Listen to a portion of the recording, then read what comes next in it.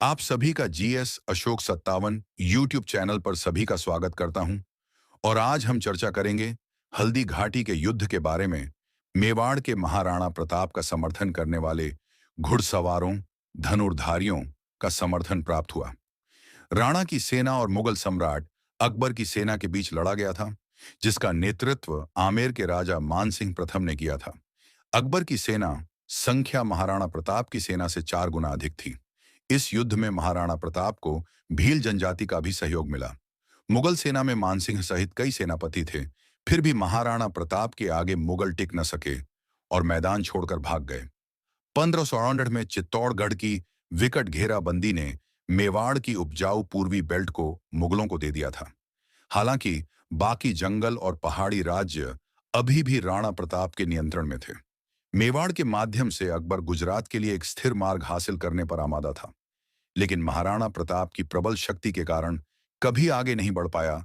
जब 1572 में प्रताप सिंह को राजा राणा का ताज पहनाया गया, तो अकबर ने कई दूतों को भेजा और महाराणा प्रताप को इस क्षेत्र के कई अन्य राजपूत नेताओं की तरह एक जागीरदार बनाने का प्रस्ताव दिया।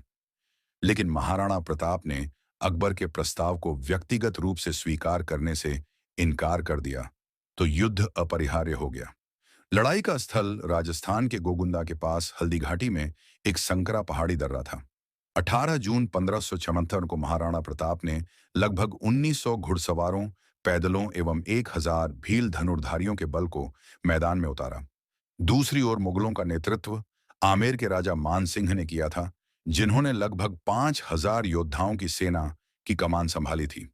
3 दिन तक चले भयंकर युद्ध में मुगल सेना बुरी तरह पराजित हुई। युद्ध में प्रताप और मानसिंह का भी आमना सामना हुआ था, पर प्रताप के भाले के वार से वह बच गया। महाराणा प्रताप की सेना के आक्रमण का वेग इतना तीव्र था कि मुगल सैनिक जान बचाकर बनास के दूसरे किनारे 10-15 किलोमीटर दूर तक भाग खड़े हुए। युद्ध में इतना रक्तपात हुआ कि सारा क्षेत्र रक्तमय ही गया। इसलिए इस स्थान को रक्त तलाई के नाम से भी जाना जाता है। 1583 की विजयादशमी को प्रताप ने दिवेर में मुगल सेना पर निर्णायक आक्रमण करके मुगलों को बुरी तरह पराजित किया और उसे मेवाड़ से स्थायी रूप से खदेड़ दिया। सभी 36 स्थानों से मुगल सैनिक भाग खड़े हुए। इस युद्ध में अमर सिंह ने मुगल सेनापति पर भाले से इतना जोरदार प्रहार किया कि उसे भेदते हुए भाला जमीन में धंस गया। दिवेर युद्ध में 36,000 की मुगल सेना से प्रताप और अमर सिंह के आगे आत्मसमर्पण कर दिया। सिंहासन पर पहुंचने के बाद अकबर ने मेवाड़ को अपवाद के साथ राजस्थान में अग्रणी राज्य के रूप में स्वीकार किए जाने के साथ अधिकांश राजपूत राज्यों के साथ अपने रिश्ते को स्थिर कर लिया था। मेवाड़ के महाराणा प्रताप, जो प्रतिष्ठित सिसोदिया वंश के प्रमुख भी थे, ने मुगल के सामने प्रस्तुत करने से इनकार कर दिया था। इसने 1559 में चित्तौड़गढ़ की घेराबंदी की थी। उदय सिंह द्वितीय के शासनकाल के दौरान मेवाड़ के पूर्वी भाग में मुगलों के लिए उपजाऊ क्षेत्र के एक विशाल क्षेत्र के नुकसान के साथ समाप्त हुआ।